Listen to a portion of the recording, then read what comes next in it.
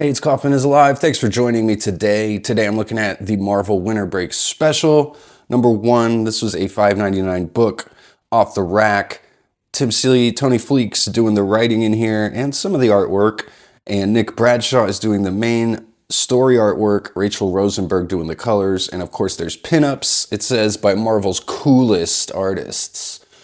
And this is a takeoff of the Marvel swimsuit special, which they put out a new one over the summer, and this is actually kind of the second part of that story, kind of ties into that. So kind of mashing up the swimsuit special, it's kind of hard to say, and a winter break special here, which is kind of campy, pretty goofy, because we've got all the characters, they're all in the snow, it's in winter, but they all got their swimsuits on, like it's the middle of summer here. Kind of interesting, they do set this whole story in the Savage Land, which fits because, like I said, they're all in their swimsuits, they're all in their summer wear, but it's going to be quite cold in the Savage Land in this story. The plot basically for the main story, which kind of wraps around at the beginning and through the middle and at the end, in between some of the pinups. The story is we got the Roxxon CEO, Dario Agger. He's created this new Roxxon Climifier, he calls it, which like controls climates. And so his goal is to take all of the climates back to what they originally were. So he's saying this is he's doing this for all of us. He said, we installed this prototype in the Savage Land, and within days, this alien fishbowl in Antarctica full of giant venomous jungle spiders and heathen witch doctors was returned to a frozen wonderland, just as God intended. So you can see the parallels between maybe some current events and things that are going on here and kind of taking it to an extreme. So Gambit and Rogue, they're flying around the Savage Land conveniently. Gambit reminiscing about Rogue last time she was in the Savage Land, and kind of a funny little bit, but they're not going to stand for this. So they're going to enlist all the heroes to help them try and figure out what's exactly going on around here. So we just get an excuse for a giant team up between most of the Marvel heroes, most of the important ones here. And then they enlist Gwenpool, or maybe she enlists herself, to be the photographer, which just kind of gives us the excuse to do the pinups. She says, hurry, would you? There's a lot more of y'all I got to take pics of. Cue the pinups. So I really like Nick Bradshaw's artwork, though, on the main story. Just really fun and bouncy. Looks kind of cartoonish. So it fits perfectly into just kind of a silly story here. Here's some of the pinups, though, as we get into the pinups. Now, I would say I probably would have preferred this if it was just all pinups, to be honest with you. The story really didn't do much for me, and I could have done without it, even though I really do like Nick Bradshaw's artwork. And I don't have a lot of books where he's doing the interior story. He does a lot of covers at Marvel, but anyway, we get some of the pinups here. I'll go through them. We got Ricky Yagawa and Nolan Woodward doing Rogue. So, of course, we got to start off with Rogue. Why not? She's in her Savage Land gear here. She's got a big, giant woolly coat on. A pretty cool drawing. I do like the detail in the inking in this one. Looks really good. She's got a nice face there, too. We got Tigra here by Tim Seeley, one of the writers of this issue, and Edgar Delgado. She doesn't need a coat because she's already covered in fur. But one of the sexiest drawings in here for sure, with the pose she's striking there. I like that one. We got this one with Stacey Lee. It's Storm and T'Challa, Black Panther here. Coloring is kind of faded or muted, it looks like. It's a little darker, kind of hard to see, but really like Storm's knee-high socks there. And we got Joe Quinones doing this She-Hulk. Again, one of my favorite pieces in here. Some great color on there and some great lines. Nice background. Really nicely done there. And I like these are all pretty much set like in the snow, in the Savage Land, covered in snow, but they're all in their swimwear. So again, very campy, very silly. We get Whilce Portacio doing this double page spread. This one is really cool. Kind of a takeoff of Jim Lee's X-Men Around the Pool double page splash that's in X-Men #1. That's pretty famous. So kind of a takeoff that, except they're around the campfire here, like Wolverine down here, making snowballs. The loner all by himself. Some kind of phallic looking wood there. Colossus holding up the girls with a giant tree trunk there. Really like this stuff. I like all the angular lines on Whilce's work here. We get back to the main story. They get confronted by Sauron here.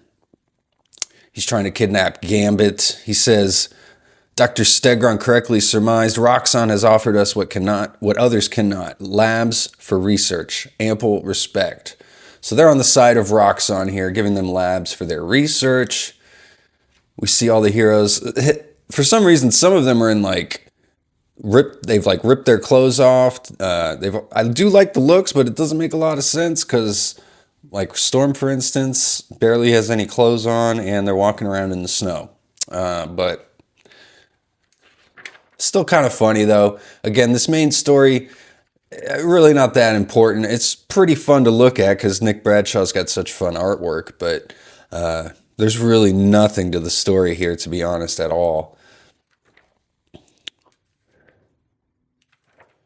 We get some more pinups here. This is a couple of the gayest pages, to be honest. I really like this Namor, though. Very campy and funny. Pretty simple drawing, though. Not much rendering done there. It looks like it was done in about 5 minutes, maybe.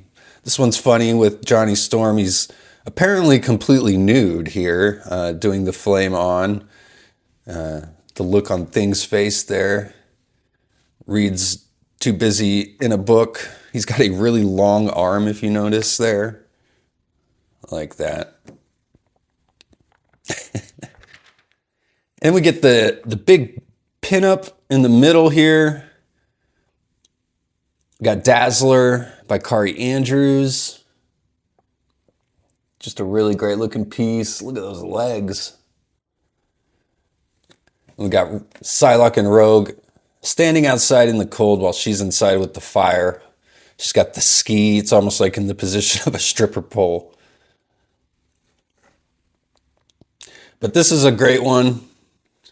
I'd say this comic, probably not worth too much. You could rip this out.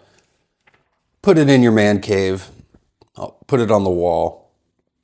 We got Ken Lashley, Edgar Delgado doing Daredevil.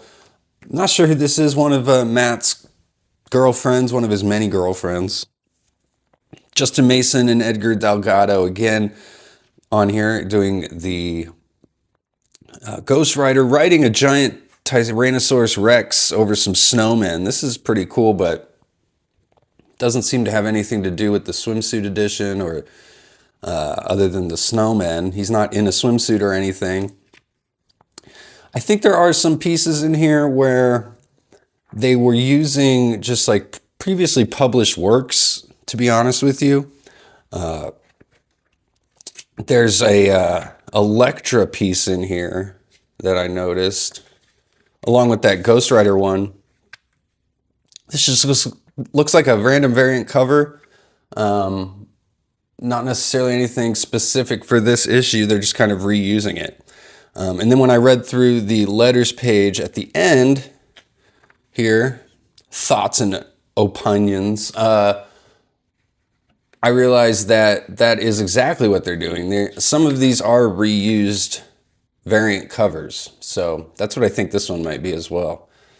And kind of a funny bit, they all get Christmas sweaters to battle the Roxxon CEO. He turns into this giant monster. And Rogue smashes the Climafire. And that's pretty much it. They're able to defeat him. Nothing to it, really. And then immediately the Savage Land goes back to being super hot. And they've all still got their sweaters on. And so they all kind of collapse in a sweaty heap. And then Gwenpool's like, who wants to take a dip? presumably to go skinny dipping, I'm assuming, because then we get 3 panels of the Watcher looking on, and he's like, oh, I did not need to see that. And it says, Weight Watcher, there's more. Weight Watcher? We got Bucky here with the Black Widow, enjoying a nice little hot tub time, and we've got the Avengers in the background here. This one's just okay.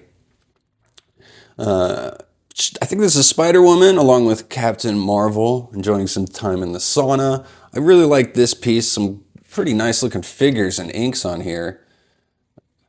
The scene looks a little bit more important than kind of the figures in this one, but it's a really nicely done perspective. Pretty cool. Like this one. The colors too. W. Scott Forbes does this Electro one, which again, it just looks like a variant cover. Nothing specific here except, I mean, she's in the snow, but that's nothing new for Elektra. We got Juan Cabal and Edgar Delgado again on doing the colors on here, I'm assuming, for this Akihiro piece. This one's for the boys, or maybe the ladies. He looks like a hunk though, looking like a J. Crew model. We got Peter and Black Cat, Felicia Hardy here. This is Federico Vicentini and Edgar Delgado on this one. Really awesome scene. I love the backgrounds on this one. Again, on this one, it seems like the backgrounds are almost more important than the figures. Does Shay know about this? And then our final piece, Stefano Caselli, excuse me, and Edgar Delgado with Kazar and Shauna. I really like the line work on all the wood paneling in the background here and on the fur there. Really nice piece. But kind of disappointing overall, to be honest with you. Really, only a couple of the pinups were anything to really talk about or notable at all. And the story did nothing for me. The main story did absolutely nothing for me. We do get like 3 pages of letters, which is pretty odd for a Marvel comic. A lot of these are referencing the Marvel swimsuit special that came out over the summer. So they're putting all the mail from that into this book here.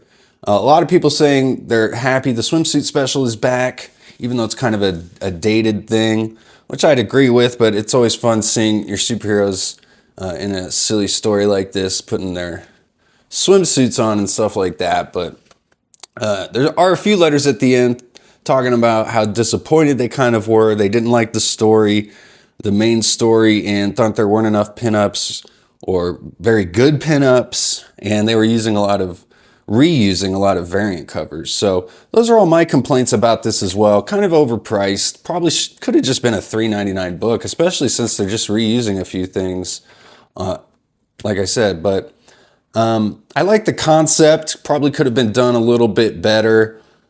Maybe a little, if it's going to be a $6 book, I think it should have been had many more pages, many more pinups. This just felt almost kind of lazy. Kind of like a cash grab. But I do like the concept, like I said. So thanks again for watching, you guys. I've been moving for the past week, so I haven't been around as much. But I will be back soon with more comic reviews. So please stay subscribed, stay tuned. Please like the video. Please share the video with 3 of your friends. And thanks again for watching. Go read comics.